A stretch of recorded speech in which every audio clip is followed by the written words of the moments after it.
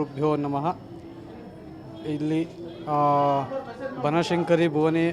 ಬನಶಂಕರಿ ಹಾಗೂ ಶಿವಾಲಯ ದೇವಸ್ಥಾನ ಟ್ರಸ್ಟು, ಕಾವೇರಿ ನಗರ, ಕುರುಬರಹಳ್ಳಿ, ಬೆಂಗಳೂರು.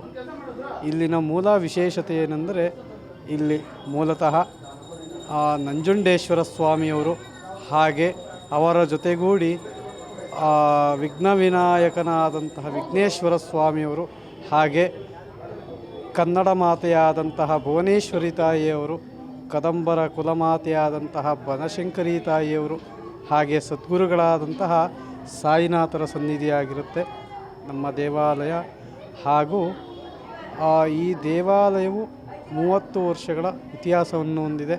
ಹಾಗೆ ನರ್ಮದಾ ನದಿ ತೀರದ ಸಾಲಿಗ್ರಾಮ ಶಿವಲಿಂಗವೂ ಕೂಡ ನಮ್ಮ ಸನ್ನಿಧಾನದಲ್ಲಿದ್ದು, ವಿಶೇಷವಾಗಿ ಆ ಸಾಲಿಗ್ರಾಮದ ಒಂದು ವಿಶೇಷವಾಗಿ ಬರುವಂತಹ ಭಕ್ತರ ಬೇಡಿಕೆಯನ್ನು ಈಡೇರಿಸುವಂತಹ ಸರ್ವಸಿದ್ಧಿ ಪ್ರದಾಯಕರಾದಂತಹ ಶ್ರೀ ನಂಜುಂಡೇಶ್ವರ ಸ್ವಾಮಿಯವರು ಹಾಗೆ ಅಮ್ಮನವರು ಕೂಡ ನಮ್ಮ ಈ ದೇವಸ್ಥಾನದಲ್ಲಿ ಬರುವಂತಹ ಭಕ್ತರಿಗೆ ಸದಾಕಾಲ ಅನುಗ್ರಹಿಸಿ ಕಾಪಾಡುತ್ತಾರೆ. ಇಲ್ಲಿ ಮೂಲತಃ ಬಂದು ಭುವನೇಶ್ವರಿ ಅಮ್ಮನವರು ಮೂಲತಃ ಇರುವಂಥವರು.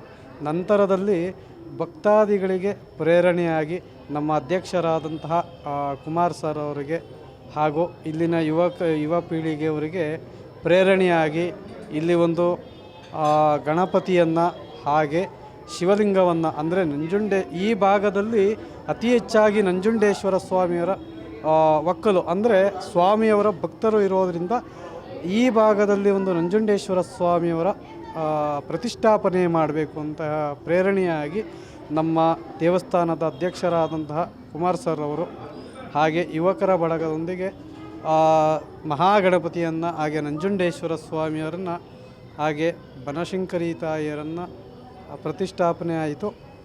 ಆನಂತರದಲ್ಲಿ ಸದ್ಗುರುಗಳ ಪ್ರೇರಣೆಯಿಂದಾಗಿ ಮೂಲತಃ ಇಲ್ಲಿ ದತ್ತಾವತಾರಿಯಾದಂತಹ ಶ್ರೀ ಸಾಯಿಬಾಬರ ಒಂದು ಪ್ರತಿಮೆಯೂ ಕೂಡ ಪ್ರತಿಷ್ಠಾಪನೆಯಾಗಿ ಇಲ್ಲಿ ಬರುವಂತಹ ಸಾವಿರಾರು ಭಕ್ತವೃಂದಕ್ಕೆ ಶ್ರೀ ನಂಜುಂಡೇಶ್ವರ ಹಾಗೂ ಬನಶಂಕರಿ ತಾಯಿ ಸದ್ಗುರುಗಳಾದಂತಹ ಸಾಯಿಬಾಬರು ಸದಾಕಾಲ ಆಶೀರ್ವದಿಸಿ ಬರುವಂತಹ ಭಕ್ತರಿಗೆ ಸದಾಕಾಲ ಅನುಗ್ರಹಿಸ್ತಾ ಇರ್ತಾರೆ. ಅಮ್ಮ ತುಂಬ ನಡೆದಿದೆಮ್ಮ. ಇಲ್ಲಿ ಬರುವಂತಹ ಭಕ್ತರ ಜೀವನದಲ್ಲಿ ಅನೇಕ ಪವಾಡಗಳು ನಡೆದಿದೆ. ಹಾಗೆ ಏನೂ ಇಲ್ಲದಂಥವರು ಇವತ್ತಿನ ದಿವಸ ಅವರು ಬೆನ್ಸ್ಕಾರಲ್ಲಿ ಓಡಾಡುವಂಥ ಉದಾಹರಣೆಗಳು ನಾವು ಕಣ್ಣಾರೆ ನೋಡಿದ್ದೀವಿ. ಭಗವಂತ ಇಲ್ಲಿ ಅಷ್ಟು ಕರುಣಿಸಿದ್ದಾರೆ. ಆಮೇಲೆ ಆರೋಗ್ಯ ಸಮಸ್ಯೆಗಳು ಏನೇ ಇದ್ದಲ್ಲಿ ಇಲ್ಲಿ ಬಂದು ಶಿವನನ್ನು ಪ್ರಾರ್ಥನೆಯನ್ನು ಮಾಡಿಕೊಂಡು, ಹಾಗೆ ಸಂತಾನ ಭಾಗ್ಯ ಇಲ್ಲದೇ ಇರುವವರು ಹಾಗೂ ಮದುವೆ ಆಗದೇ ಇರುವಂಥವರು ಅಮ್ಮನಿಗೆ ಒಂದು ಪ್ರಾರ್ಥನೆಯನ್ನು ಮಾಡಿಕೊಂಡು ಉಡಿ ದುಂಬಿಸೋದು, ಅಂದರೆ ಮಡಿಲಕ್ಕಿ ಕೊಡುವುದು, ಸೀರೆ ಉಡಿಸೋದು ಅಂತ ಹೇಳ್ತಾರೆ. ಆ ರೀತಿಯಾಗಿ ಅಮ್ಮನವರಿಗೆ ಒಂದು ಮಡಿಲಕ್ಕಿ ಸೇವೆ, ನಂಜುಂಡೇಶ್ವರ ಸ್ವಾಮಿಯವರಿಗೆ ಅಭಿಷೇಕ, ಪ್ರಸಾದ ಸೇವೆಗಳು, ಹಾಗೆ ಸದ್ಗುರುಗಳಾದಂತಹ ವಿದ್ಯೆಯಲ್ಲಿ ಹಿಂದುಳಿದ ಮಕ್ಕಳಿಗೆ ಸದ್ಗತಿಯನ್ನು ಕೊಡೋದಕ್ಕೆ ಸದ್ಗುರುಗಳಾದಂತಹ ಸಾಯಿಬಾಬಾರು ಸಾಕ್ಷಾತ್ ಸರಸ್ವತಿ ರೂಪದಲ್ಲಿ ಇಲ್ಲಿ ನೆಲೆಸಿರ್ತಾರಮ್ಮ. ಈ ಭಕ್ತರು ಏನೇ ಒಂದು ಸಂಕಲ್ಪವನ್ನು ಕೋರಿಕೊಂಡು ನಮ್ಮ ದೇವಸ್ಥಾನದಲ್ಲಿ ಸಂತಾನಕ್ಕಾಗಿ ಆಗಿರ್ಬೋದು, ವಿದ್ಯಾಭ್ಯಾಸಕ್ಕಾಗಿ ಆಗಿರ್ಬೋದು, ಹಾಗೆ ಮದುವೆ, ಮಕ್ಕಳ ಒಂದು ಸಂತಾನ ಭಾಗ್ಯಕ್ಕೋಸ್ಕರ ಏನೇ ಒಂದು ಒಂದು ಕೋರಿಕೆ ಇದ್ದಲ್ಲಿಮ್ಮ ಇಲ್ಲಿ ಅಮ್ಮನವರನ್ನು ಹಾಗೆ ಶಿವನನ್ನು ಪ್ರಾರ್ಥನೆಯನ್ನು ಮಾಡಿಕೊಂಡು ಇಲ್ಲಿ 3 ಬಾರಿ ಪ್ರದಕ್ಷಿಣೆ ಹಾಕಿ, ಅಶ್ವತ್ಥ ವೃಕ್ಷದಲ್ಲಿ ಒಂದು 3 ಬಾರಿ ಪ್ರದಕ್ಷಿಣೆ ಹಾಕಿ ಅವರ ಒಂದು ಸಂಕಲ್ಪ ಏನಿದೆ ನೆರವೇರಿಸಿ ಅಂತ ಹೇಳಿ ಆ ಅಂದರೆ ಕಲ್ಪವೃಕ್ಷವನ್ನು ಕಟ್ಟೋದ್ರಿಂದ ಇಲ್ಲಿ ಸುಮಾರು ಜನರು ಒಳಿತನ್ನು ಕಂಡಿದ್ದಾರೆಮ್ಮ.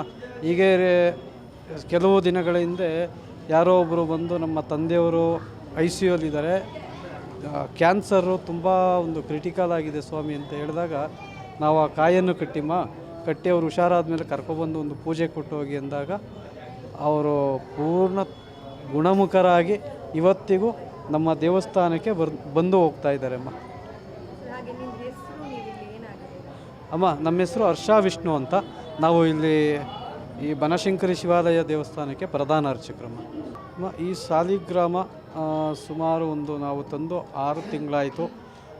ನರ್ಮದಾ ನದಿ ತೀರದಿಂದ ತಂದಿರತಕ್ಕಂತಹ ವಿಶೇಷವಾದಂತಹ ಕೃಷ್ಣಶಿಲೆಯುಕ್ತ ಸಾಲಿಗ್ರಾಮ ಶಿವಲಿಂಗ ಇದೆ.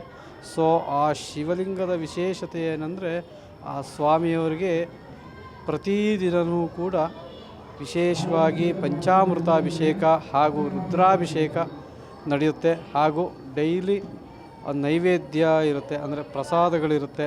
ಸೊ ಹಾಗಾಗಿ ದೇವಸ್ಥಾನಕ್ಕೆ ಹಾಗೆ ಬರುವಂತಹ ಭಕ್ತರುಗಳಿಗೆ ಒಂದು ಒಳಿತು ಆಗಲಿ ಅಂತ ಹೇಳಿ ನಾವು ಮತ್ತು ನಮ್ಮ ದೇವಸ್ಥಾನದ ಕಮಿಟಿಯವರೆಲ್ಲ ಸೇರಿ ಆ ಶಿವಲಿಂಗವನ್ನು ನಮ್ಮ ದೇವಸ್ಥಾನಕ್ಕೆ ತರಿಸಿದ್ದೀವಿ.